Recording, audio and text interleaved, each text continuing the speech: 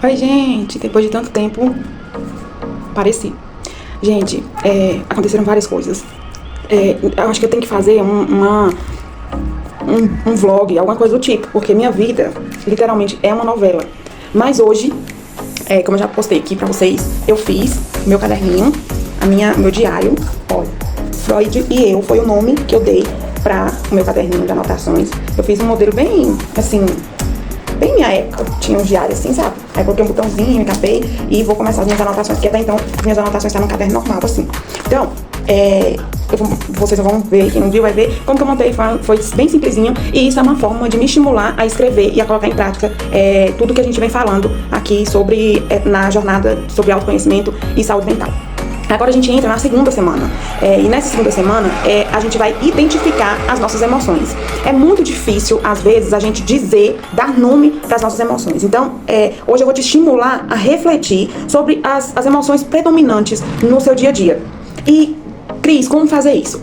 Antes de falar, eu quero te falar esses 7 passos para reconhecer e para identificar um pouco melhor as suas emoções. Eu vou falar de um filme que estava em cartaz até pouco tempo, agora eu acredito que já tenha saído. O nome é Divertidamente, tem o 1 e tem o 2. Eu aconselho você a assistir o 1 primeiro para você entender melhor o 2.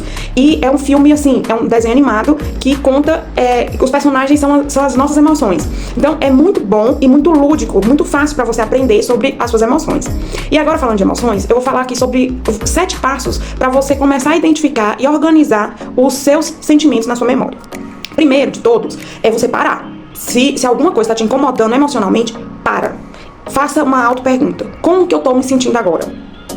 O que está acontecendo? Anota no bloquinho no celular, anota na ideia que eu disse para vocês abrirem. Tenha um bloquinho de anotação no celular, no WhatsApp, seja onde for, anota como você está se sentindo, o que seu corpo está falando.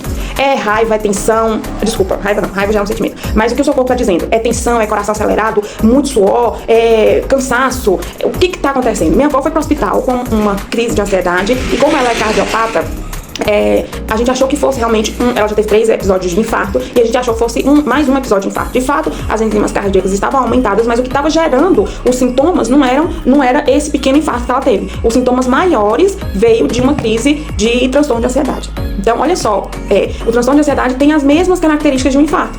Então você tem que parar. Hoje a gente tá muito no automático. Então se você não parar para você identificar, você vira uma bola de neve, depois fica muito mais difícil para você identificar. Então primeiro, pare e observe. Segundo, dê nome a essas emoções. Você tem que identificar o que você tá sentindo naquele momento.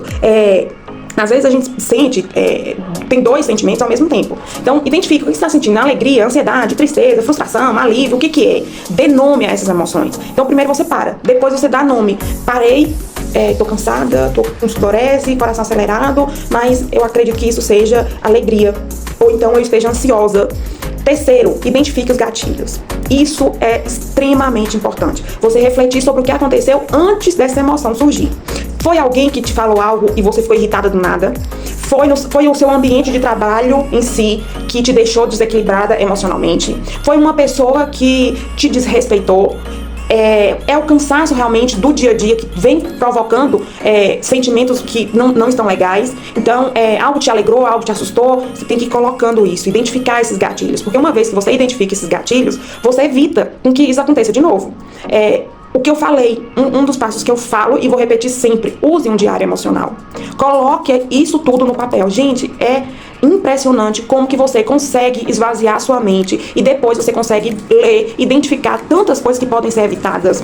Eu tive um depoimento de uma pessoa que acompanhou a nossa primeira semana e ela identificou e me pediu ajuda para saber se ela estava certa com relação ao relacionamento abusivo.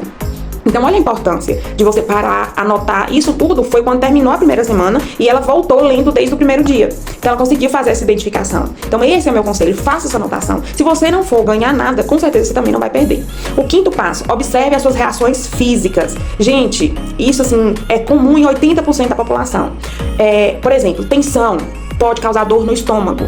Ansiedade pode causar aquela fadiga que a gente fala que é borboletas no estômago. Mas é um princípio de azia. Não sei se o termo correto é esse, mas é mais ou menos isso. Ombros relaxados significa paz, alívio, que você não tá tenso. Então, qual o momento do seu dia que você tá assim? Você tá de boa? Quanto tempo tem que você não fica assim, que você não ri alto, que você não fica totalmente relaxado, sem se preocupar com nada? Isso é muito importante. Sexto, reflita sem julgamento. Evita essa autocrítica. Às vezes, por exemplo, isso é muito importante a gente falar. Por exemplo, a questão do racismo, do preconceito. Às vezes eu tenho preconceito sobre algo e o nome fala preconceito. É quando a gente tem um conceito que a gente não domina, não conhece totalmente e aí a gente cria esse preconceito. Então, quando tem um certo tipo de preconceito, um certo tipo de sentimento, eu vasculho muito as minhas emoções, eu procuro anotar isso. E quando eu percebo que é um preconceito, eu vou estudar sobre aquele assunto. E estudando sobre aquele assunto, eu sempre peço a Deus para purificar meu coração. Eu tento me colocar no lugar da pessoa e eu evito ao máximo fazer esse auto-julgamento. Porque quando eu faço esse auto-julgamento, não vai resolver em nada. Eu vou continuar tendo preconceito e vou estar julgando o outro e julgando a mim mesma. Porque do mesmo jeito que eu aponto o dedo pro outro, eu tô apontando para mim. Inconscientemente, o meu inconsciente, ele manda essas respostas de bloqueio de volta para o meu consciente. Então a gente fica numa sensação de angústia muito grande. E sétimo, é você consultar uma roda de emoções.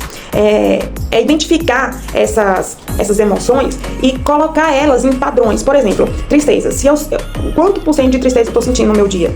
É normal uma pessoa ficar o dia inteiro triste, sendo que ela está passando por um problema de luto, por um problema de doença. Mas se você não está passando por nada grave, tão sério, você passar a maior parte do seu tempo triste não é uma coisa normal. Então tenta colocar isso em essas nuances. Coloca de um lado sentimentos positivos, do outro lado sentimentos negativos. O que causa sentimento positivo, o que causa sentimento negativo, que são os gatilhos.